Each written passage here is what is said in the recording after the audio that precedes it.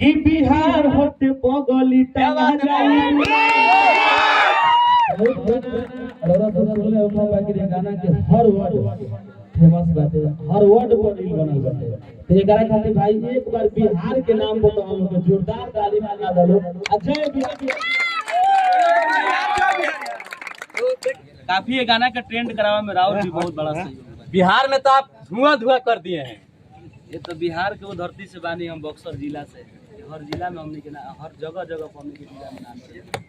आप काहे के लिए आए हैं? कहाँ सुने खातिर? कैसा गाना? माने किनका गाना? सिंगर का क्या नाम है? बिहार में कौन गाए हैं? सिंगर का क्या नाम है? तूफान राज। अच्छा, केक कटने वाला है, भूख लगा है? अच्छा अच्छा, नमस्कार, प्रणाम। इस वक्त के सबसे बड़ी खबर, सबसे ब्लास्ट खबर। जी हाँ, बक्सर के हम दौल सागर गाँव में, दौल सागर फील्ड में पहुंचे हुए। इस वक्त हमारे साथ भोजपुरी का बेहतरीन सिंगर, रॉक स्टार तूफान राज जी है, साथ में छोटू भैया। सबसे पहले नमस्ते, आपका प्रणाम। अनुराग जी भी है, उनका गायिका, जो बिहार वाले सॉन्ग को लेकर काफी बिहार में चर्चा चल रहा है। इस गाने का काफी ब्लास्ट सॉन्ग हो गया है, कम से कम 2 लाख उस पर रील बन रहा है। लगातार एक दिन में 10-15 हजार रील बन रहा है अभी भी। स्वागत है इस चैनल में। ई स्वागत बटे स्वच्छ भारत बिहार चैनल बटे मुकेश भैया से तो बहुत प्यार। काफी ये गाना का ट्रेंड करावा में राहुल भी बहुत बड़ा सहयोग है। बिहार में तो आप धुआं धुआं कर दिए हैं। ये तो बिहार के वो धरती से बानी, हम बक्सर जिला से, हर जिला में हमने के ना, हर जगह जगह पर हमने के जिला में नाम है। तूफान राज जी, आपका फैंस लोग कमेंट कर रहे हैं, आपको हर गांव से अब गाना निकालना पड़ेगा, गांव के नाम से। एकदम बिल्कुल सपोर्ट भाई के मिलत रही तो हर गांव का काल हमारा ग्राम पंचायत पर आ जाए गाना। कोई देवरिया से कमेंट कर रहा है, तो कोई धनबाद से कमेंट कर रहा है कि हमारे भी गांव से गाना आना चाहिए। सब जिला के गाना आई, हम आज कहते हैं न्यूज के माध्यम से, जहाँ से प्यार मिली। हमू कलाकार ना है कि लोग बड़का बड़का आके लाइव पर बोली है कि पहले ही देखले बनी। रोहतास में अगला साल दौरा कैले रहनी, औरंगाबाद अब की बार उत्तर प्रदेश, दोनों जगह पे। कैसे कि हम गाँव हमारा जब भी समय मिलल तो गाँव गाँव के हम दौरा कर चाहेंगे। अभी बक्सर जिला के हर गाँव में घूम रहनी, तो पता होगा कि चाहिए अगला साल।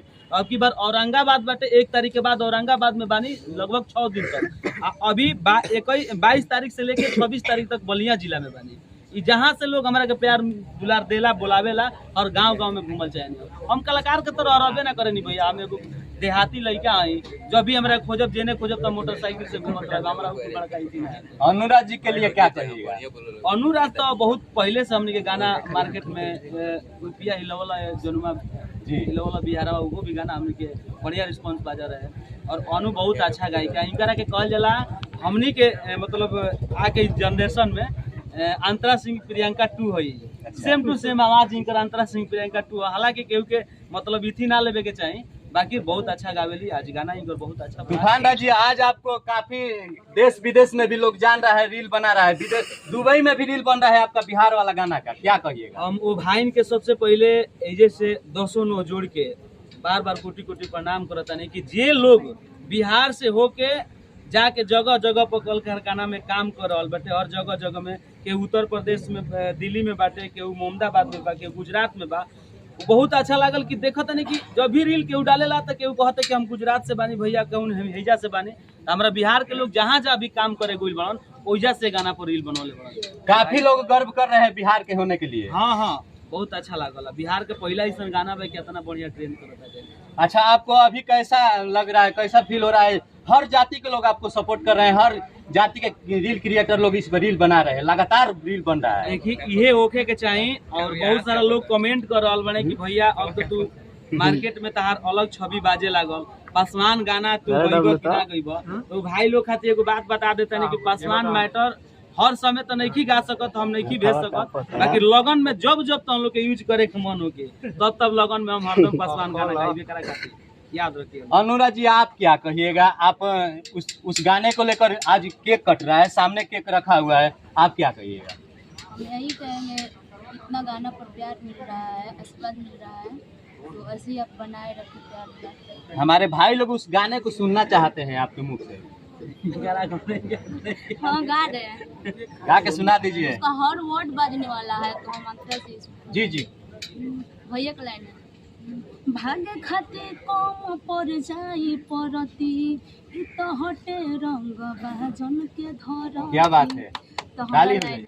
नमरे से रंग दारी के वसूली हो खेला आ जवन कहेला हो काम कुली हो खेला। सोना के ना तुलना कोइल जाला चांदी से, अब भैया के पहुँच बाटे दिल्ली राजधानी से।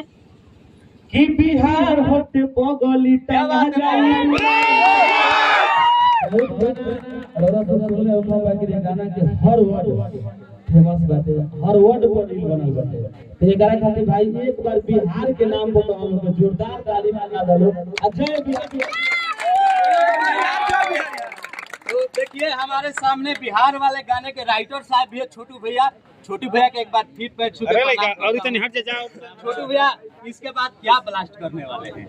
एकरा बाद हमनी के कल BBJM चैनल पर बहुत प्यारा गाना आवता हमनी के काकी बलिया। खाली टाइटल बता, टीजर तो आ गया, टीजर ही कमाल कर दिया है। टीजर कमाल कैले बा और कल गाना देखी, कल गाना एकदम फाड़े लगे। क्या सोच के आप ऐसे गाना लिखे हैं?